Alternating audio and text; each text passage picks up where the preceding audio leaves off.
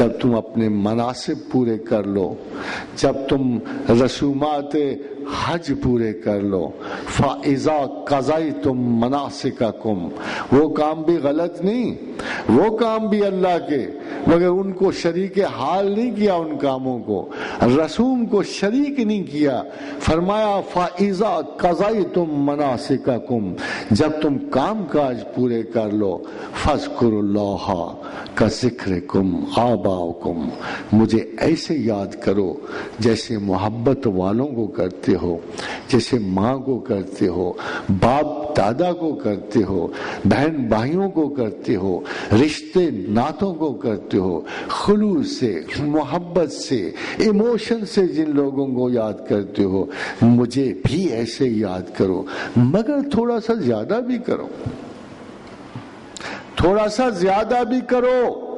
مجھے احساس ہو کہ فکر و عمل میں تمہاری ترجیح میں ہوں، یہ رشتے ناتے نہیں ہیں، اس لیے کہ عقل یہ کہتی ہے کہ تمہیں پہلا سانس میں نے دیا، عقل یہ کہتی ہے کہ جن ماں باپ سے تم محبت کرتے ہو یہ ماں باپ میں نے دیے ہیں، عقل یہ کہتی ہے کہ جن اسباب سے تم انس رکھتے ہو وہ اسباب میں نے مہیا کیے ہیں، عقل یہ کہتی ہے کہ جن عزتوں کے تم حریص ہو فَإِنَّ الْعِزَّةَ لِلَّهِ جَمِيعًا، یہ تمام عزتیں میں نے دی ہیں، میں ہی زوال کا مالک ہوں، میں نے ہی انسان کے بڑے سے بڑے لوگوں کی عروج و زوال کی ساعتیں متعین کی ہیں، میں نے ہی اقوام عالم کے زوال و عروج کی ساعتیں متعین کی ہیں، کوئی قوم ایک لمحہ اس ساعت زوال سے آگے نہیں جا سکتی، اس ساعت اقتدار سے آگے نہیں جا سکتی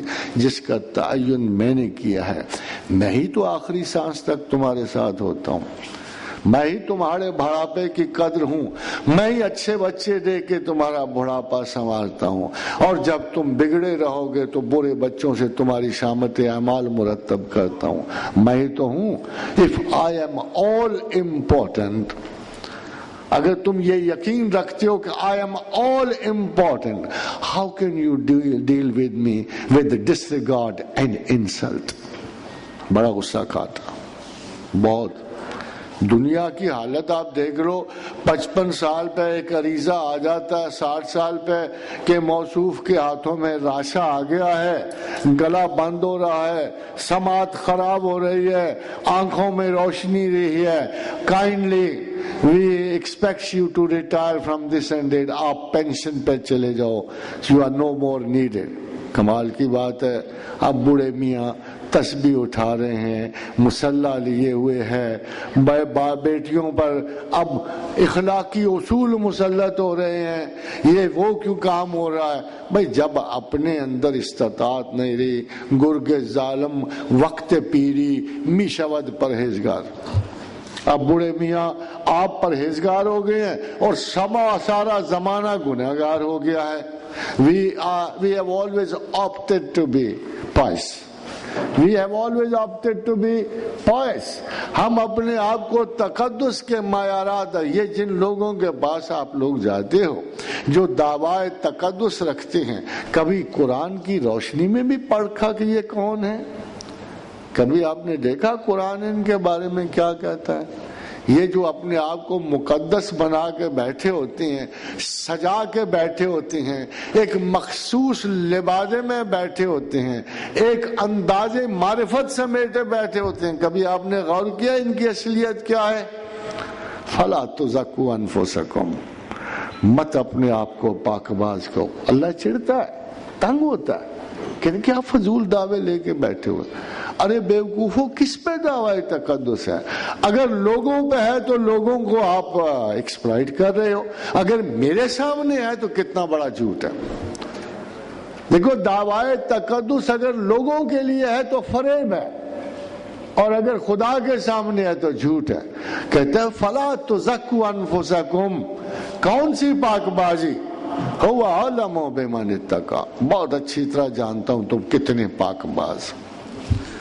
ایک بڑے صوفی کا قول ہے کہ بھائی مجھ سے حساب کتاب نہ مانگو میرے اعمال کا، اس نے کہا کہ میرے اعمال کا حساب کتاب مجھ سے مت مانگو، میں اس شخص کی اولاد ہوں جس نے اللہ کے پہلے حکم کی سرتابی کر دی تھی۔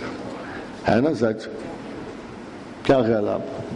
ہے نا سچ کہ میں تو اس شخص کی اولاد ہوں کہ جو سب سے پہلا حکم جس نے خدا کا سنا اور نہیں مانا، تو مجھ سے کیا حساب کرو؟ میرے تو نصیب میں خطا اول ہے، میں تو اب تک اسی نصیب کا مارا ہوا ہوں۔ میں صرف انکساری سے، میں صرف محبت سے، اخلاص سے، میں صرف اللہ کے حضور یہ کہہ سکتا ہوں جیسے عمر بن عاص نے کہا تھا۔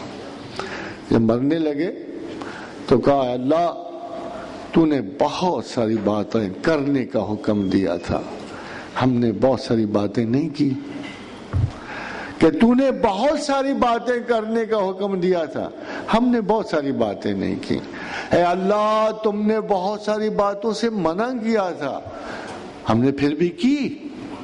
تم نے بہت ساری باتوں سے منع کیا تھا، پھر بھی اے اللہ ہم نے وہ باتیں کی۔ اے اللہ کوئی عذر نہیں ہے، کوئی عذر نہیں ہے، تو بخشنے والا ہے اور ہم گناہگار ہیں۔ That is the simplest possible approach with God. نہ کو دعویٰ نہ سرتا۔ تو خواتین و حضرات، صوفی آپ صاحب ہو، میں قسم اٹھا کے کہہ سکتا، یہ وہ ریلیشن شپ ہے جو اللہ بندے سے چاہتا ہے، ایک اخلاص، ایک ترجیح، اور کرنا کیا ہے؟ اب سوال یہ اگر دونوں ذہن میں آ بھی جائیں تو آپ اس کو ایکسرسائز کیوں کرو، کیسے کرو گے؟ تو خواتین و حضرات، اصول یہ ہے کہ جس سے زیادہ محبت ہو اس کو زیادہ یاد کیا جائے۔ ابھی تو بہت سارے لوگوں کی جوانی گزر گئی، بہت سارے اس سفر میں ہیں، مگر کیا آپ کو پتہ نہیں جس سے محبت ہو جائے تو ہوتا کیا ہے؟ چھت پہ ہوتی ہے، بازار میں ہوتی ہے، ٹوائلٹ میں ہوتی ہے، الٹا لٹک کے ہوتی ہے، سیدھے میں ہوتی ہے۔ یہ محبت تو ایسی خطرناک قسم کی پوزیشن ہے کہ جس کو بندہ نہیں کر رہا ہوتا، یہ ناقص جذبہ آدمی کو پکڑ لیتا ہے اور اس کو ایک لمحے کے لیے بھی فراغت نہیں دیتا۔ نیند گئی، سکون گیا، چین گیا، ایک ایک لمحے پر اس جذبے کی گرفت ہے۔ تو اتنا شدید پوزیشن یہ ہوتی ہے، اتنی شدید پوزیشن ہوتی ہے، تیرے کوچے ہر بہانے، مجھے دن سے رات کرنا، کبھی اس سے بات کرنا، کبھی اس سے بات کرنا، یہ تو اس قسم کی پوزیشن ہے۔ تو اگر محبت رکھنی ہے، اس گزرتے ہوئے لمحوں کو آگے لے جانا ہے، تو all mysticism is outgrowth، یہ جو کہتے ہیں نا مجاز سے نکل کے حقیقت کو جانا، تو اس کا مطلب یہ ہے کہ جب ہم انسانی جذبوں سے گزر کے آؤٹ گروتھ میں جاتے ہیں، بالائے مقاصد جاتے ہیں، تو یہی محبتیں چھوٹی چھوٹی صاف ہوتی ہوتی، پہلے بہتر ہوتی ہوتی، بالآخر ہمیں اللہ تک پہنچا دیتی ہیں، اور اخلاص مقطر ہو جاتا ہے، صاف ستھرا ہو کے اللہ تک پہنچتا ہے، اور صوفی کے جذبات میں میل نہیں ہوتی۔ اور صوفی کا لفظ صرف صفا سے ہے، صفا سے ہے، اور صفا کی تعریف ایک صوفی نے کی ہے کہ الصفاء صفت الاحباب، الصفاء صفت الاحباب وهم شموسا بلا صحاب، کہ صفا جو ہے، صفائے دل جو ہے، اللہ کے لوگوں کی صفت ہے، یہ بنیادی صفت ہے، اخلاص اور صفا اللہ کے بندوں کی، اللہ کے لیے۔ وَهُمْ شُمُوسًا بِلَا صَحَابٍ، اور یہ وہ آفتاب ہے جس پہ کسی بادل کا